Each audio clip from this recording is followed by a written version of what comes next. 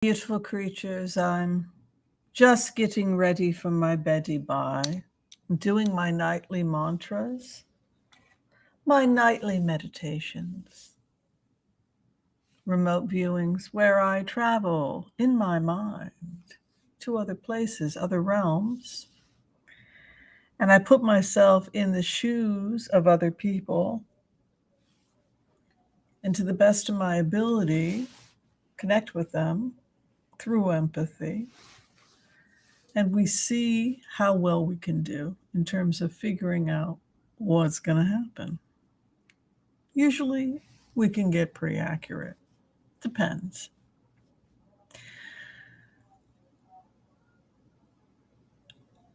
Friday, the 18 defendants from Florida, the 18 people that have been charged, have to appear together.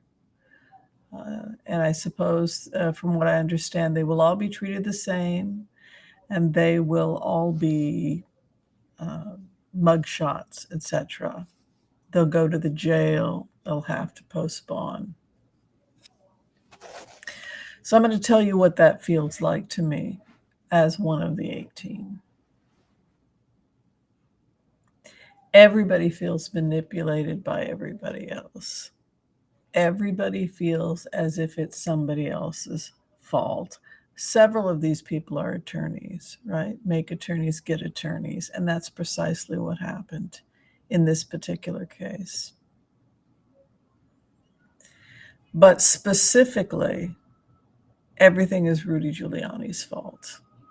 From the perspective of Donald Trump, everything is Rudy Giuliani's fault. And the day of the arraignment, when you put yourself in the shoes of these individuals, the person who is in the hot seat is not Donald Trump. It's Rudy Giuliani for a number of reasons. First off, because they all suspect that he's a snitch, a fink, right? With his manila envelope going and selling everybody out to the feds. He's making deals on the side. They know about that. But also, you have to put yourself in Donald Trump's situation. From his perspective, these people egged him on. He was egged on by Roger Stone to run. He was egged on by Roger Stone to, I think, write the book. He was egged on by Roger Stone to do the show of The Apprentice. He was egged on by Rudy Giuliani to go with this bogus claims about voter fraud. And so when you put yourself in Trump's shoes, it's my lawyer's fault. I should not be in this situation. I only did those things because he told me that this was true. Him and that Powell lady and all this. So if this person has diminished intelligence, if there's, these are things that I would be very embarrassed to want the public to know. If, for example, I had a mild learning disability, if I skipped school every day and can barely read and write because I didn't show up, I didn't go to school. That's embarrassing. And then the longer you take off from school, the harder it is to catch up. So that's this person. He was the person that was always looking for the easy way, particularly when you have a mild learning disability, emotionally immature, and don't have the resources to address those disabilities. So you've got this creation of what becomes a personality disorder. At the same time, it's a legitimate argument that he did not have the mental wherewithal, that he was fed crazy ideas by these individuals. So then the question becomes, who are these individuals and why would they do this? And that brings us to the cards. And the cards we're using are actually quite powerful. I have done the empath's prayer, the gilded reverie.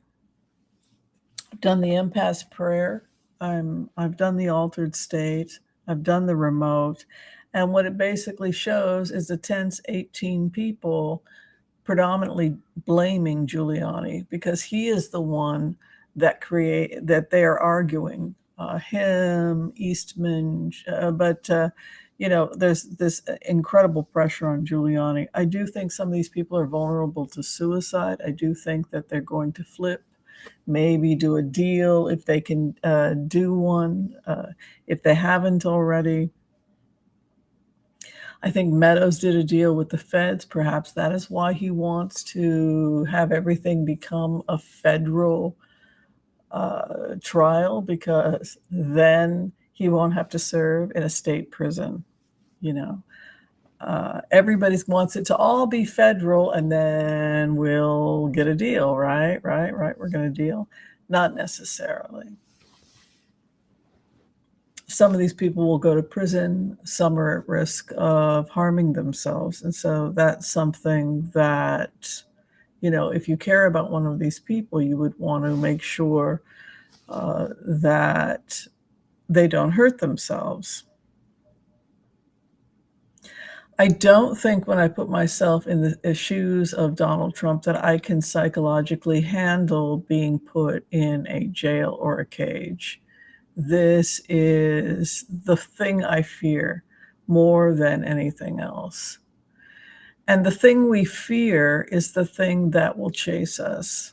So when we go into remotes on Donald Trump, we fear that people will think we are a loser. So now, how many of us have our tax problems, our financial problems publicized so that 8 billion people can see it? But this person's fear of that has manifested this huge exposure of the fact that financially he's kind of a loser, right? And he's obsessed with people thinking the opposite. There are other things that will come out. He's going to have to be honest about his education, his vulnerability, the fact that he was manipulated, etc. In terms of the cards are very important for us to hear. It is very important to hear these cards. The first card is the mask. The mask. People in positions of power, people that want power, they'll do whatever they have to do to get the power. They'll put on a face, they'll put on a facade. The reason why these people stay in power is because they are shapeshifters, right? The people that are backing Mike Pence, who own large amounts of the media, who have decided that Mike Pence is their guy because he is the face everybody knows and because he's against a woman's right to choose, etc. Bought and paid for, right? The powers that be will shift their focus, but they remain in power. So the mask, they'll simply find another person, the polite fascist. So now we have another person pushing the same exact policies, only he's polite and he says, yeah, he's even in some ways, you could argue, more dangerous. So the people fueling Trump are also fueling Pence, the mask. And with the mask is the serpent. Serpents are actually very sacred in many cultures, but here it has to do with the slithering, right? So you have this mask, and behind it you have the slithering snake, right? So we must always be aware that they're there. He has been here, right? That song, when you see the massacre, oh, the fascist has been here, right? So they're still here. They're just changing their shape a little bit. The antidote. Spirit talks about the antidote. The antidote is that women must be very brave, stand up to bullies, It's like the person that I got defrauded a couple years back, and I continue to fight this individual, right? So that would be an example of if you if you just acquiesce, oh well, just move on. He's a jerk, she's a jerk, whatever. Just move on. If we do that, what happens is that the person with a personality disorder becomes emboldened because everybody's just letting them get away with it. And then you have a Donald Trump on your hands. And so this kind of slippery slope, this individual who lies, deceives, the tongue, the deceptive tongue, that kind of imagery of the devil comes in.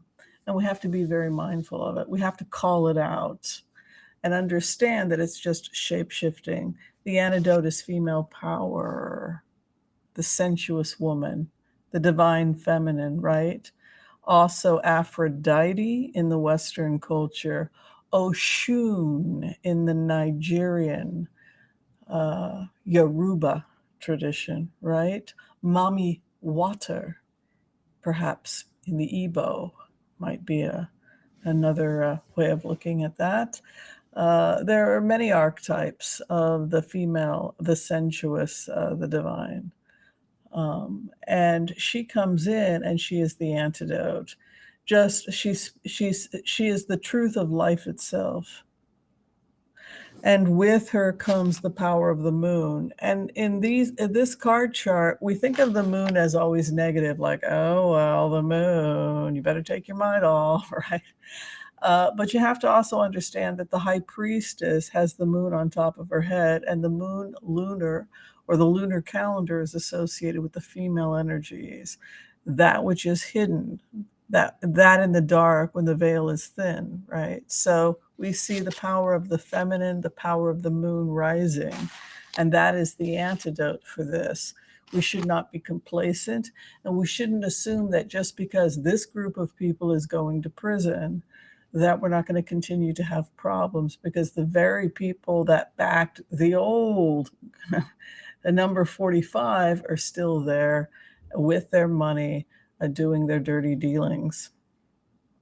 I will say that I think it's Charles McGonigal pled guilty. I think he may be getting 5 years for taking a bribe from Deripaska, Oleg Deripaska. Again, Charles McGonigal was the head of the New York FBI field office. So this is not the end of the story. But he did plead guilty. I believe it was today or yesterday. So expect more to come out about that. All right. Thank you, everyone, for supporting this channel. Thank you for being a member. Memberships absolutely support us. If you're trying to find out about getting a reading, you can find that information in the description of this video. And please subscribe and like. It's much appreciated. Thank you so much and have a great evening. Good night.